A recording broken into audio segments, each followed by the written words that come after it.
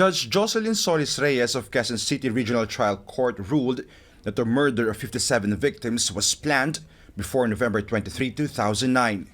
In a meeting held at the house of Zaldy Ampatuan on November 17, 2009, Ampatuan's former house helper Lakmudin Salyao overheard the conversation.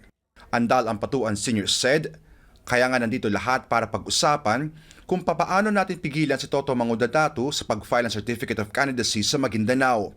Datu Unsay suggested, madali lang yan ama, patayin sila lahat kapag pumunta sila dito." Zaldy replied, "Kung yan ang mapag-usapan, kailangan planuhin mabuti para hindi tayo mabisto." On November 23, 2009 at 10:30 in the morning, Salyao heard Ampatuan Sr. calling Datu Unsay, asking if Datu was already in the area of Masalay in Maguindanao. Unsay replied, "Ama, nandito na sila." Ampatuan Sr. asked, "Nandyan ba si Toto?"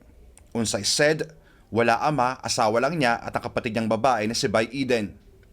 The elder Ampatuan reminded his son, "Alam mo na ang gagawin mo, patayin mo na sila lahat, ikabila mo lamang ang mga media." But Unsay said, "Hindi ama, lubos-lubusin na natin ito, ginagawa rin natin ito, lubos-lubusin na natin, patayin silang lahat, makapagsalita pa kung hindi natin ubusin." A few minutes later, Unsay called again his father to tell him that ubos na silang patayin. Salyao observed Ampatuan Sr. was very happy and all smiles. The court ruled that Datu Unsay was knowledgeable about the murder plot and had participated in the actual killing of the victims. The court didn't buy his defense that he was at the munisipyo ng bayan attending a meeting, when in fact several witnesses even saw him shooting at the victims with high-powered weapons. A witness saw him firing at the dead. The court also found that Zaldy Ampatuan was deeply involved in the planning of the grisly crimes. He consistently gave his support to the plans and advice about being cautious. Zaldy was even heard saying, "Todo suporta ako dyan, kahit lahat ng baril ko gagamitin nyo." Then here comes Sajid Islam Ampatuan. The court said his presence in the meetings without uttering any words of encouragement that served to embolden and influence his brothers to carry out their plans so as to make him liable as a conspirator is one thing. The court had no choice but to acquit him.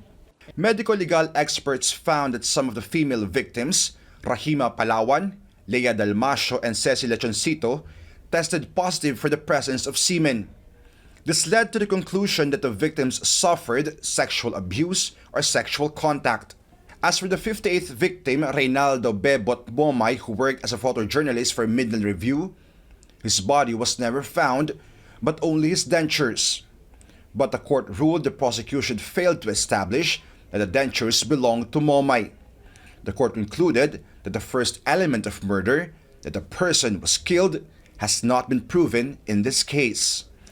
But for Momay's family, the fight continues.